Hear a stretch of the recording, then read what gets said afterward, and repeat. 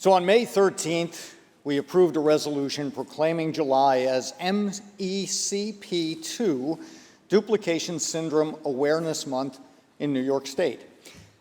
MECP2 duplication syndrome is a rare, progressive genetic disorder estimated to be found in less than 1 out of every 100,000 births.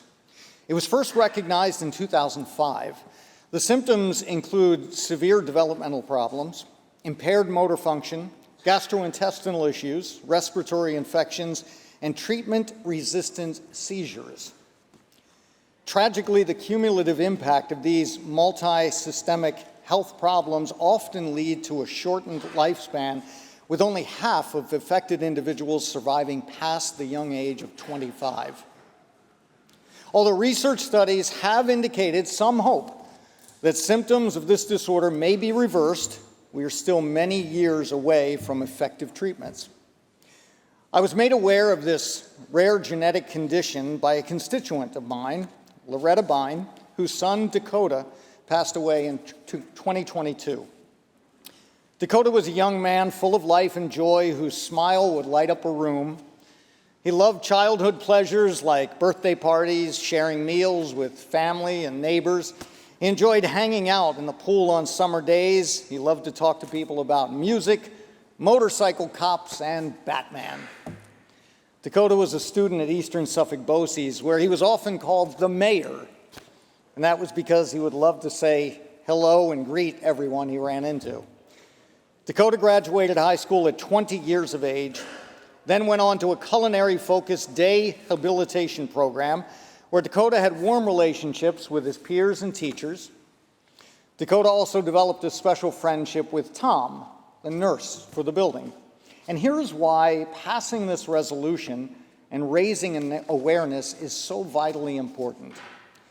You see, Dakota experienced serious developmental delays, and although he was eventually able to speak in full sentences and was able to move independently, but as he grew older, however, he regressed. Despite years of medical evaluations and hospitalizations, no diagnosis emerged.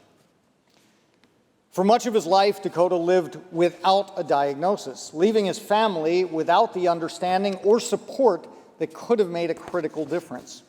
Dakota was finally diagnosed with MECP2 duplication syndrome, and although the diagnosis brought along the long-sought clarity, it also confirmed the difficult reality that there was no cure. Over time, Dakota's condition continued to worsen.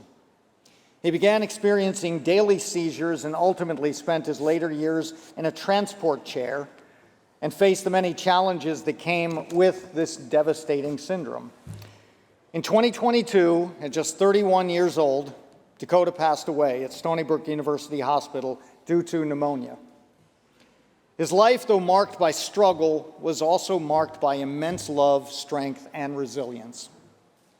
Dakota's story is a powerful example of the urgent need for research and to raise awareness and support for those living with MECP2 duplication syndrome and their families as well as the professionals who are responsible for their health care. Mr. President, I'd like to thank all of my colleagues here for their support in passing this resolution.